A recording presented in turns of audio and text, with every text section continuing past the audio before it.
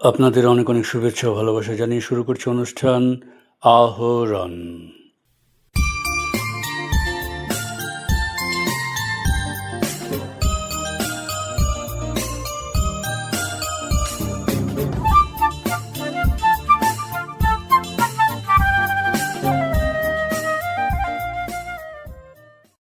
সরকারি স্বাস্থ্য পরিষেবার ক্ষেত্রে আরও এক ধাপ এগিয়ে যাচ্ছে শিলচর মেডিকেল কলেজ হাসপাতাল। তৈরি হচ্ছে একটি সুপার স্পেশালিটি হাসপাতাল। সেক্ষেত্রে বরাক উপত্যকার মানুষকে কিডনিজনিত চিকিৎসা বা জটিল স্নায়ুরোগী চিকিৎসার জন্য বরাকের বাইরে ছুটে যেতে হবে না। নির্মীয়মান সুপার স্পেশালিটি হাসপাতালে কী কী উন্নত চিকিৎসা ব্যবস্থা থাকবে, এ নিয়ে আকাশবাণীকে বিস্তারিত জানালেন শিলচর মেডিকেল কলেজ হাসপাতালের অধ্যক্ষ ডক্টর ভাস্কর গুপ্ত। এটা 6টা ডিপার্টমেন্ট থাকবে, এবং কার্ডিওলজি এবং কার্ডিওথোরাসিক সার্জারি, নেফ্রোলজি এবং ইউরোলজি এবং নিউরোলজি ও নিউরোসার্জারি।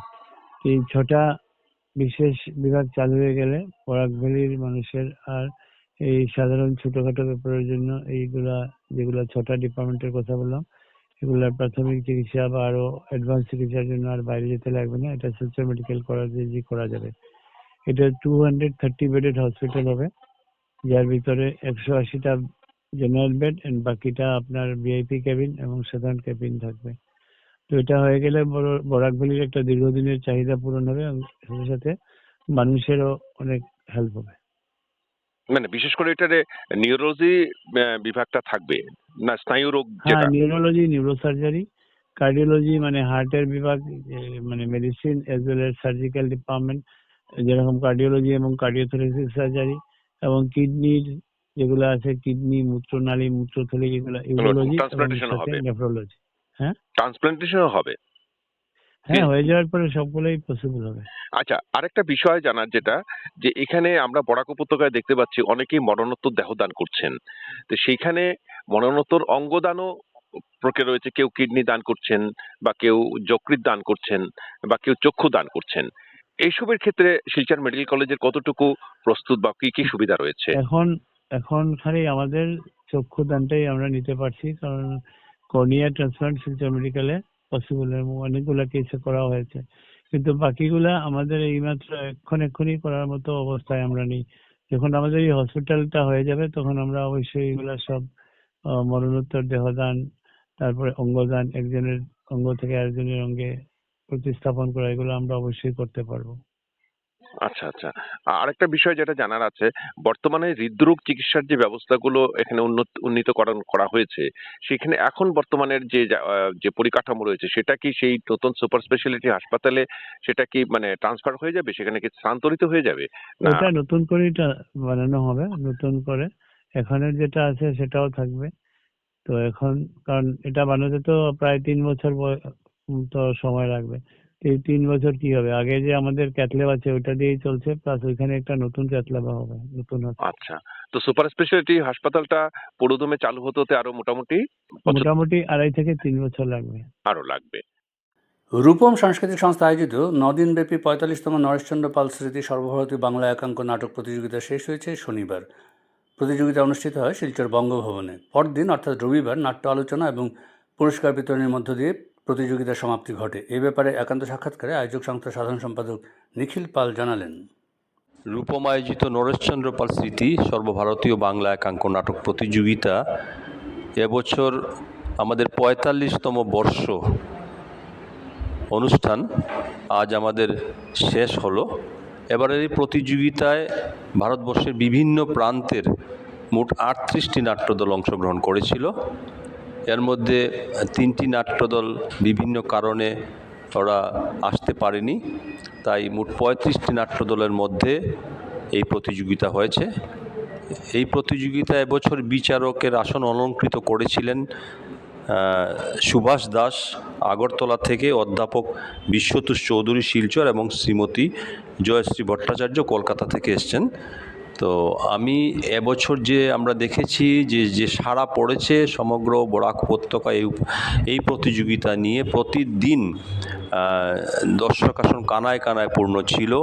এবং গতকাল একটি প্রদর্শনী নাটক মঞ্চস্থ করেছে নকশি কাঁথার মাঠ। ওরা এসছে পশ্চিমবঙ্গ থেকে, চিত্তপট বাউরিয়ার। অসাধারণ একটি প্রযোজনা গতকাল দর্শকরা উপভোগ করেছেন। সেই সঙ্গে এবছর আরও একটি নাটক আমরা দেখলাম তাদের, সেই নাটকটি হচ্ছে চিত্তপটারি পিঙ্কি নাটক। এছাড়া প্রতিটি নাটকই এবছর আমরা বলবো খুবই উচ্চমানের সংগঠনগুলি যেগুলি নাটক মঞ্চস্থ করেছে, খুবই উচ্চমানের নাটকগুলি হয়েছে। দর্শকরা প্রতিদিনই 6টি করে নাটক উপভোগ করেছেন। যাই হোক, রূপম সময়ের প্রতি সবসময় খেয়াল রাখে এবং প্রতিদিন অনুষ্ঠান ঠিক যথাসময়ে শুরু হয়েছে বিকেল 3টে থেকে, এবং দর্শকরা যেভাবে আমাদের সহযোগিতা করেছেন এর জন্য দর্শকদের আমি স্যালুট জানাচ্ছি। সেই সঙ্গে এই অনুষ্ঠান করতে দীর্ঘ 45 বছর ধরে আমরা নানা প্রতিকূলতার মধ্য দিয়েই চালিয়ে যাচ্ছি। এতে যারা সাহায্য সহযোগিতা করে যাচ্ছেন আমাদের, তাদেরকেও আমি রূপমের তরফ থেকে অসংখ্য ধন্যবাদ এবং গুরুজনদের আমি প্রণাম জানাই। আর এছাড়া আমি বলবো যে এই 45 বছর এবছর প্রতিযোগিতা শেষ হলো আজ পুরস্কার বিতরণের মধ্য দিয়ে। যারা পুরস্কার পেয়েছেন তাদেরকে অভিনন্দন জানাই, এবং যারা পুরস্কার পাননি তারাও যে আমাদের যেভাবে সহযোগিতা করেছেন এই প্রতিযোগিতা চালিয়ে নিয়ে যেতে, তাদের সবাইকে আমি কুর্নিশ জানাই রূপমের তরফ থেকে। এই যে প্রতিযোগিতার আয়োজন করা হচ্ছে দীর্ঘ লাগাতার 45 বছর থেকে, তো এটার উদ্দেশ্য কি? আমরা চাই যে একটা জিনিস আমরা বিশ্বাস করি, নাটকে যে লোকশিক্ষা হয়, বিভিন্ন দলগুলি যেসব নাটক এখানে মঞ্চস্থ করে থাকে প্রত্যেকটি নাটকের শেষে আমরা দেখতে পাই একটা মেসেজ থাকে, যেটা আমরা সমাজটাকে সুস্থ সমাজ গড়ে তোলার লক্ষ্যে আমরা বলবো এই নাটক প্রতিযোগিতা আমরা চালিয়ে যাচ্ছি দীর্ঘ 45 বছর ধরে। তো কিছুটা হলেও এতে আপনারা সফল হয়েছেন বলে 100% আমি বলবো আমরা সফল এই ব্যাপারে। বিশেষ করে দর্শকরা, একটা সময় ছিল দর্শকরা নাটক দেখতে তখন আসতো না টিভির দৌলতে, এখন আবার বিগত বেশ 1 দশক ধরে দেখছি আমরা দর্শক কিন্তু নাটক দেখতে আসছেন, এবং ভালো ভালো নাটক হচ্ছে বলেই দর্শকরা প্রতিদিন হল ভর্তি দর্শক হচ্ছে। আমরা দর্শকরা আসছেন, এটার একটা বিশেষ কারণ হচ্ছে প্রচার। আমি সংবাদ মাধ্যম এবং ইলেকট্রনিক মিডিয়ার সাংবাদিক ভাই বন্ধুদের সবাইকে আমি রূপমের তরফ থেকে ধন্যবাদ জানাই। তারা যেভাবে আমাদের এই প্রতিযোগিতার প্রচার করে থাকেন, এটাও একটা বলবো প্রচারের কারণেই দর্শকরাও নাটক দেখছেন। প্রতিদিনই নাটকের প্রিভিউ বেরোচ্ছে, রিভিউ হবে এরপর আবার। তো যাই হোক, আমি তাদেরকেও রূপমের তরফ থেকে ধন্যবাদ জানাচ্ছি। মিলিয়ে সফল হয়েছে বলে 100% সফল আমরা মনে করি। আমরা দীর্ঘ এই নাটকের প্রায় 5-6 মাস আগের থেকে আমাদের পরিশ্রম শুরু হয়ে যায় একটা অল ইন্ডিয়া বেসিসে নাটক প্রতিযোগিতা করতে। এবছর আমাদের এখানে প্রায় 60টির মতো নাট্যদল আমাদের প্রতিযোগিতায় আবেদন করেছিল, কিন্তু আমাদের সীমিত সময়ের জন্য আমরা তবুও গত বছর 8 দিন করেছিলাম, এবার 9 দিনের মধ্যে আমরা শেষ করতে হয়েছে বিভিন্ন কারণে। আপনারা জানেন একটি নাটক প্রতিযোগিতা, এত বিশাল একটা নাটক প্রতিযোগিতা করতে গেলে তার পিছনে সবচেয়ে বড় ব্যাপার হচ্ছে আর্থিক সঙ্গতি। সেই আর্থিক সঙ্গতি আমাদের যথাসাধ্য যেভাবে আমাদের রূপমের প্রত্যেক সদস্যরা সাহায্য সহযোগিতার হাত বাড়িয়ে দেন, এবং আমাদের যারা শুভানুদ্দায়ীরা আছেন তারা আমাদের পাশে থাকেন বলেই আমরা কিন্তু এটাকে সুন্দরভাবে চালিয়ে নিয়ে যেতে পারছি দীর্ঘ 45 বছর ধরে। রবিবার হাইলাকান্দিতে জেলা কমিশনারের সভাকক্ষে বিধানসভা নির্বাচনের মনোনয়ন প্রক্রিয়া সহ বিভিন্ন বিষয় নিয়ে এক সাংবাদিক সম্মেলন অনুষ্ঠিত হয়। এতে বক্তব্য রাখেন জেলা নির্বাচন আধিকারিক অভিষেক জৈন। हमारा date of issue of gazette notification था 16 March, last date of making nomination था 23 मार्च, डेट ऑफ स्क्रूटिनी हो गया है 24 March, last date for withdrawal of candidates था 26 मार्च, और डेट ऑफ पोल होने वाला है 9 अप्रैल। डेट ऑफ काउंटिंग होने वाला है 4 मई। अगर हम अपने टोटल इलेक्टर्स की बात करें तो एज ऑन जो भी लिस्ट पब्लिश हुई है on the last date of nomination, district के टोटल हैं 4,99,988, जिसमें से 121 इलाकांडी में total number of voters are 2,21,624. In 122 Algapur Katlicherra, it's 2,78,364. Nomination process over हो चुका है। nomination was carried out in the presence of the respective returning officers of the constituencies. So 121 Hailakandi with the total number of candidates, finally contesting candidates are 12. And 122 Algapur Patlisera with the total number of contesting candidates are 15. कुछ और important points, इस बार हम लोगों ने women polling stations पे focus किया है। तो आप सबकी जानकारी होगा कि एमपी इलेक्शंस के टाइम पे the number of women polling stations were 6 in numbers. This time the number of women polling stations has been increased to 50. So that is going to give a big push to women empowerment in our district, and we trust that हमारी जो women polling parties हैं, women presiding officers, women polling parties, we trust that they will do a very good job. And training में भी हमें जो देखने को मिल रहा है, we are very impressed with our women presiding officers and polling officers. इसलिए हम लोगों ने डायरेक्टली इसको 6 से 50 लेके चले गए हैं। सिमिलरली हमारे मॉडल पोलिंग स्टेशन जो होंगे वो 2 होंगे, 1 पर LAC. One would be Indra Kumari Girls HS School for 121 Hailakandi LAC. The other model polling station would be Vichincha ME School in 122 Algapur Patlisera constituency. आप सबको पता ही है, strong room, dispatch centre and counting hall and receiving centre government BMHS school Hailakandi में ही होगा।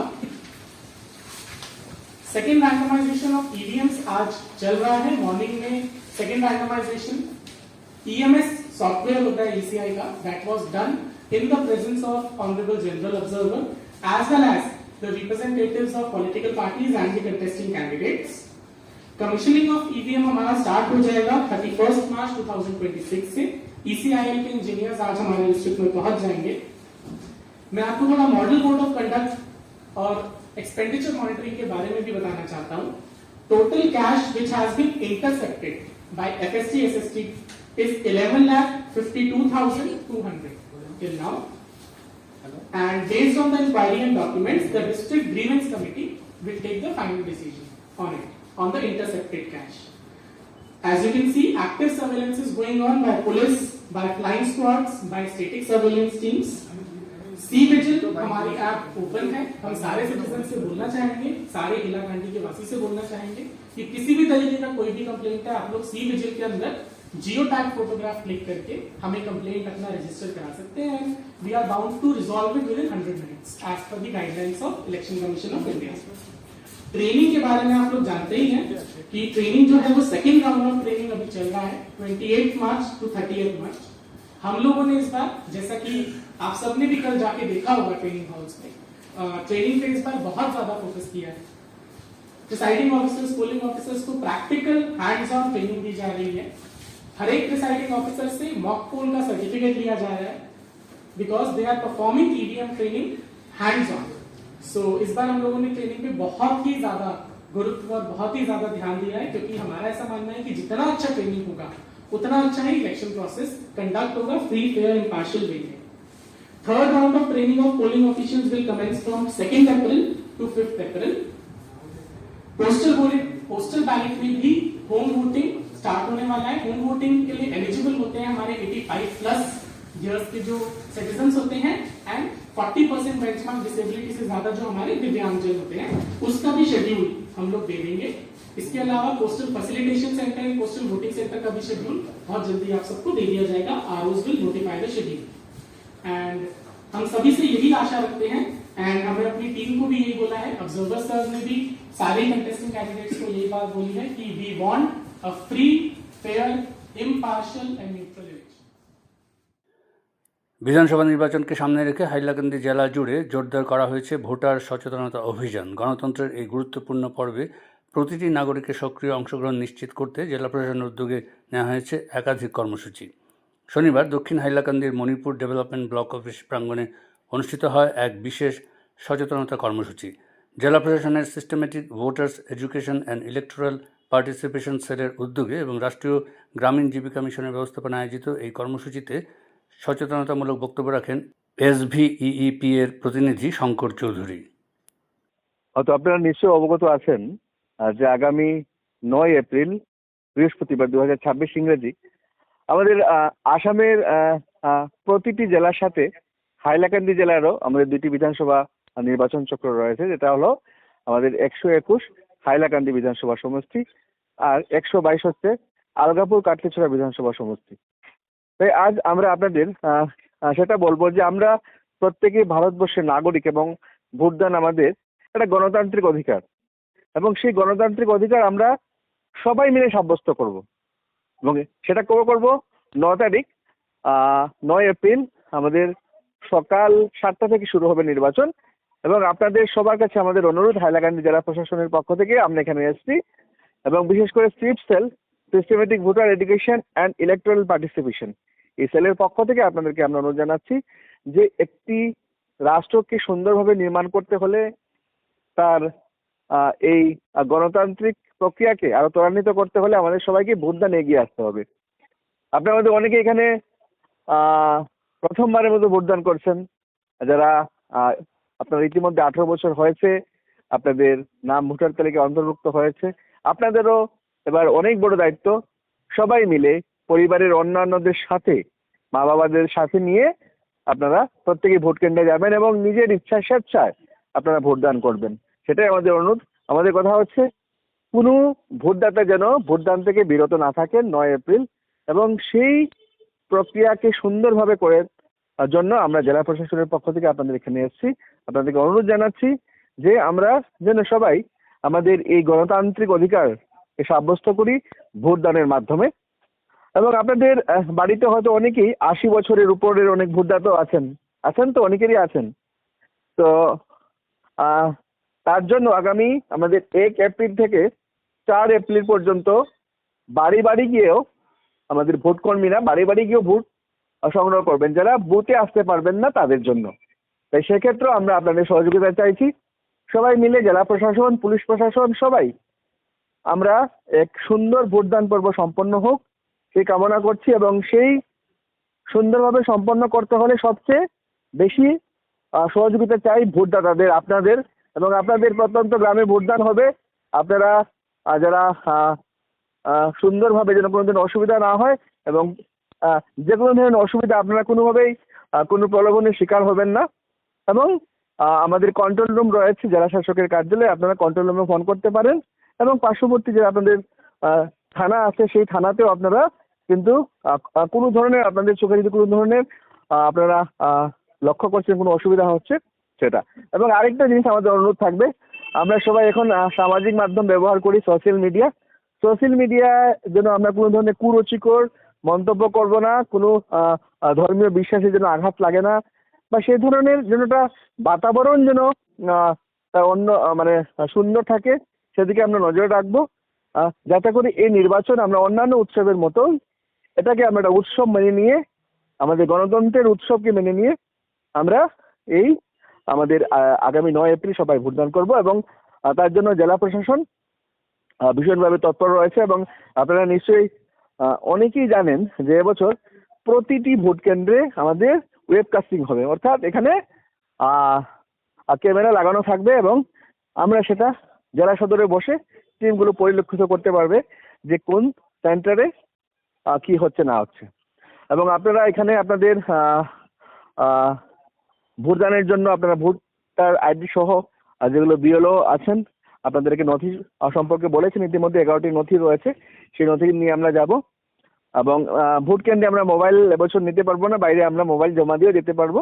আমাদের আবারও অনুরোধ থাকবে আমরা যেন বিগত দিনের মতো হাইলাকান্দি জেলায় ভোটদানের একটা রেকর্ড আছে, সেই সুন্দর সুষ্ঠু নির্বাচন হয়, সেই সুন্দর সুষ্ঠু নির্বাচন আমরা যেন সম্পন্ন করতে পারি। এবং সেজন্য আপনাদের সবাই আমরা সহযোগিতা চাইছি। আজকে মানে এখানে যারা আসেননি, যারা বাড়িতে আছেন, তাদেরকেও আপনারা বলবেন যে জেলা প্রশাসনের পক্ষ থেকে অনুরোধ করা হয়েছে শান্তিপূর্ণভাবে সুন্দরভাবে আমরা যেন আমাদের ভোট কেন্দ্রে গিয়ে আমরা আগামী 9 এপ্রিল ভোটদান করি। তো এতটুকুই বললাম। আমরা আপনাদের কাছে সেই সহযোগিতা চাইছি, আপনারা সহযোগিতা করবেন যাতে করে আমরা একটা সুন্দর নির্বাচনী পর্ব সম্পন্ন করতে পারি। শ্রীভূমি জেলা স্বাস্থ্য সমিতি ও জাতীয় স্বাস্থ্য মিশনের উদ্যোগে সম্প্রতি শ্রীভূমি জেলা গ্রন্থাগারে এক আশা সম্মেলন অনুষ্ঠিত হয়েছে। জেলার বিভিন্ন প্রান্তে কর্মরত আশা কর্মীদের অবদানকে স্বীকৃতি জানাতেই এই সম্মেলনের আয়োজন করা হয়। অনুষ্ঠানে জেলা কমিশনার প্রদীপ কুমার দ্বিবেদী আশা কর্মীদের নিষ্ঠা ও আন্তরিকতার প্রশংসা করে বলেন, जिले ने पिछले 1 साल का ही, मैं क्योंकि मैं पिछले 1-1.5 साल से यहाँ हूँ, तो उसी का डेटा मैं उठा के देखा और पिछले 5-6 साल का भी डेटा एनालिसिस किया। हमारे reproductive and child health care माने शिशु और मातृ स्वास्थ्य सेवा में जितने पैरामीटर हैं, चाहे वो हमारा मातृ मृत्यु दर हो, चाहे शिशु मृत्यु दर हो, चाहे ANC that is antenatal checkup वो हो, चाहे हमारा इम्यूनाइजेशन हो, चाहे हमारा इंस्टीट्यूशनल डिलीवरी हो, हर चीज़ में हमने बेहतर किया है। तो आप सब एक बार अपने आप के लिए जोर से ताली बजाइए कि हम लोगों ने बेहतर किया है। हमारा शिशु मृत्यु दर, मातृ मृत्यु दर, अल्टीमेट एम क्या है, अल्टीमेट टारगेट क्या है? अल्टीमेट टारगेट है कि किसी भी माता की डिलीवरी के दौरान या उसके बाद मृत्यु ना हो और हर बच्चा पेट में आने से लेकर, पैदा होने से लेकर 5 साल का होने तक स्वस्थ रहे, सुरक्षित रहे। यही टारगेट है। अब इसके स्टेप्स क्या हैं? आप लोग सब एक्सपीरियंस्ड हैं, आप लोग सब कर रहे हैं। क्या स्टेप्स हैं? हमारा पहला टारगेट होना चाहिए कि चूंकि आप लोग एकदम ग्रास रूट लेवल पे काम करते हैं ना, एकदम गांव के लेवल पे लोगों से कनेक्ट करके काम करते हैं, और ये सेल्फलेस सर्विस है। जो भी अनुदान आप लोगों को मिल रहा है वो उसके कंपैरिजन में आप लोग बहुत बड़ा काम कर रहे हैं। इसीलिए उसी गांव की एक महिला को, उसी गांव की एक दीदी को सरकार ने चुनने का काम किया, ना कि कोई एग्जाम करा के और कोई कंपटीशन के थ्रू, और वो सब तो बहुत पहले भी किया जा चुका था। उसके बाद भी तो मैटरनल मोर्टेलिटी और शिशु मोर्टेलिटी इंप्रूव नहीं हो रहा था। इसलिए फिर वॉलंटरी बेसिस पे गांव की एक महिला जिसका उस गांव के लोगों से जुड़ाव है उसको लेके किया। तो हमारा यही इमोशनल इन्वेस्टमेंट जो है, हमारा टारगेट यह है कि हर एक महिला जो प्रेग्नेंट होती है, आप लोगों को पता है पहला ANC 3 महीने के अंदर होना है। हर एक महिला जो प्रेग्नेंट होती है उसको 3 महीने के अंदर उसका पहला चेकअप होना ही है। ठीक है?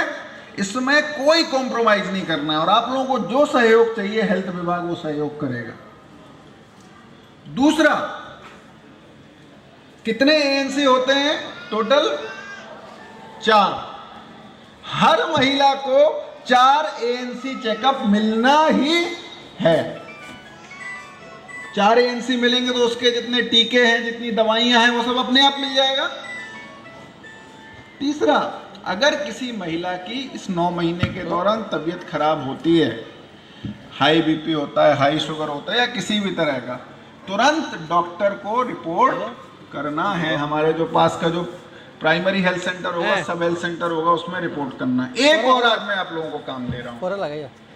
हालांकि जिला प्रशासन ने इसके लिए एक कॉल सेंटर लगा रखा है, बहुत सारे प्रयास कर रहे हैं, पर अभी भी मैं एडमिट करता हूं कि हमें अपेक्षित सफलता नहीं मिली है। इसलिए मैं आज ये जिम्मेदारी सौंपता हूं आशा दीदी लोगों को कि अगर कोई ANM दीदी किसी भी आपकी प्रेग्नेंट महिला का, जो आपके गांव की महिला है, आपके मोहल्ले की महिला है, अगर उसका BP ढंग से चेक नहीं करती है, ब्लड लेवल ढंग से चेक नहीं करती है, तो आप लोग तुरंत अपने ऊपर के अधिकारी को बताएंगे। बताएंगे कि नहीं बताएंगे? क्योंकि मैंने यहां पे आके एक बहुत बड़ा एक गैप देखा कि कई जगह हम लोग मिस कर जाते हैं। जब हमारा BP ढंग से महिला का चेक नहीं करेंगे, ब्लड लेवल ढंग से महिला का चेक नहीं करेंगे, तो क्या होगा? ये होगा कि जो हाई रिस्क प्रेगनेंसी होनी चाहिए थी वो हम डिटेक्ट नहीं कर पाएंगे, पहचान नहीं पाएंगे कि इस महिला की तबीयत खराब है, इसको BP है, इसको शुगर है, इसको या अन्य किसी तरह। और अगर डिटेक्ट नहीं होगा तो समय से इलाज नहीं होगा, और समय से इलाज नहीं होगा तो 8वें 9वें महीने तक आते आते हालत इतनी खराब हो जाती है कि अस्पताल, उसके बाद रेफरल, और उसके बाद कई बारी दुखपूर्ण तरीके से हमें शिशु और महिला से हाथ धोना पड़ता है।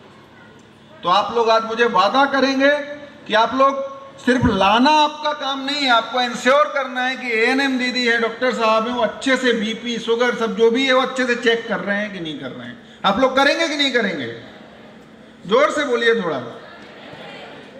तो आपको क्या, आपकी जिम्मेदारी है कि हर जो महिला आ रही है उसका बीपी अच्छे से चेक हो, उसका ब्लड लेवल अच्छे से चेक हो, और अगर उसमें कोई प्रॉब्लम आ रही है तो आप लोग अपने अधिकारियों को क्या करेंगे, बताएंगे कि ये एएनएम दीदी है, ये ऐसा ही लिख देती है, ये बिना चेक किए, या ये डॉक्टर साहब हैं, ये बिना चेक किए ऐसे ही रेफर कर देते हैं। और उसके बाद जब 9 महीने पूरे होते हैं तो हमारी जिम्मेदारी है कि हर महिला को अस्पताल लेके आए सेफ डिलीवरी के लिए, क्योंकि घर में तो इतने संसाधन नहीं जुटाए जा सकते कि जिससे कि एक सेफ एनवायरनमेंट, सेफ डिलीवरी हो। पुराने जमाने में सुविधाएं नहीं थी, अभी तो पूरी सुविधाएं हैं। तो ये एक छोटा सा काम है, छोटा तो नहीं, काम तो बहुत बड़ा है, लेकिन अगर हम तीन चार चीजों का ध्यान रख लें कि हर महिला को पहले महीने में एएनसी रजिस्ट्रेशन हो, पूरे 4 एएनसी मिले, एएनसी में बीपी ब्लड लेवल की ढंग से जांच हो, और उसकी डिलीवरी जो है वो अस्पताल में हो। इतना कर लेने से आप लोगों को नहीं पता कि आप लोग कितना बड़ा काम कर रहे हैं देश के ऊपर, समाज के ऊपर, उस परिवार के ऊपर और हमारे ऊपर।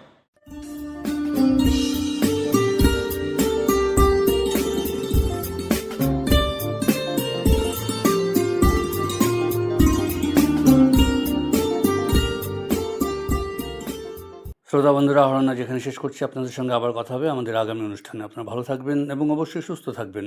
এবারে বিদায় নিচ্ছি, তবে তার আগে জানিয়ে দেব, উপস্থাপনায় ছিলাম অনির্বাণ জ্যোতিগুপ্ত, শব্দগ্রহণ করেছেন রতন দেব, রাহুল কান্তি দেব, জসীমউদ্দিন লস্কর ও নবেন্দু দাস। অনুষ্ঠান সম্পাদনায় ছিলেন অভিজিৎ নাথ এবং প্রযোজনা হিতব্রত ভট্টাচার্য।